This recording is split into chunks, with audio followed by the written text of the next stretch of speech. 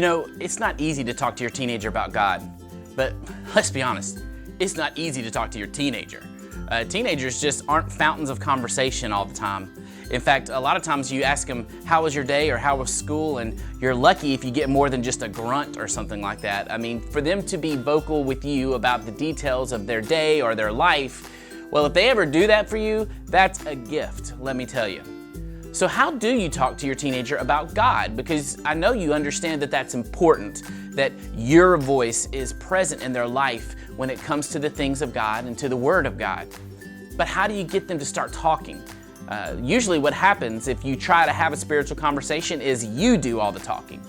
But I want to give you some tips today on how you can help your teenager to start talking. I'm going to give you 3 easy questions that may or may not work. And I want to give this warning here. Just because you use the questions I give you, your teenager may blow them off. But try all 3 and see if they work. And maybe, just maybe, it might lead you into learning a little bit more about how your teenager feels about God and the things of God. So here you go. Here's the first thing you can do. And this one, in order for you to do this one well, it's the way you ask the question. The first thing you can ask is, how can I pray for you? Now, if you say this genuinely with true concern, and it's something that your teenager can see and understand that you really do care about them, they might just tell you how you can pray for them. They might start to share with you struggles that they're facing that they would like God's help with. And they might just really believe that you actually will pray for them and ask God to help.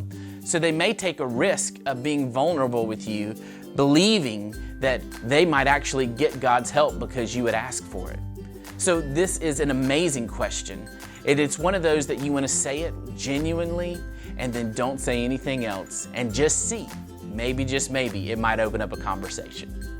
The second question you can ask is, hey, what's your favorite Bible verse? I was wondering that. I've never heard, or I never have asked you, what's your favorite Bible verse, or what's your favorite part of the Bible? What's your favorite Bible story? I was just wondering, what's your favorite?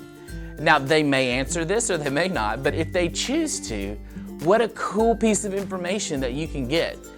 Whatever verse or whatever story they bring to you, well, at some point, that's going to connect to a deep place in their heart, and it's going to give you an indication of what part of the Word of God is really starting to work inside of their soul.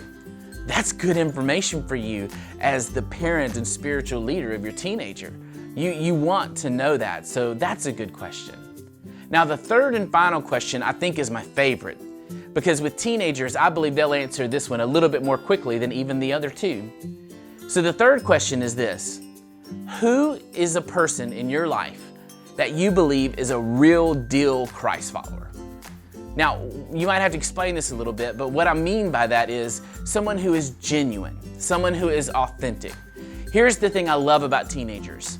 They can see through any kind of fake behavior and lifestyle. They know fake people. They know fake people sometimes better than adults know fake people. So they probably have been around and have seen people who say that they're Christians, but their lives are just completely different than what their words are saying. And they know that and they recognize that. But my question is, and I think your question should be, have they ever seen anybody that's not perfect, but their words and their life, they match? And that is a very important person for you to know. So when they tell you, hopefully they'll share with you somebody that they feel fits that description. And when you find that person, you have now found someone who is a mentor to your teenager. Whether they have a relationship with them or not, you can tell your teenager has noticed them and looks up to them. And that's important information for you as their parent and as their spiritual leader. So I hope these 3 questions will help you start a spiritual conversation with your teenager, because please remember, these conversations and your words to them in these conversations weigh more than anybody else's words. This is significant, so take the time to try these 3 questions.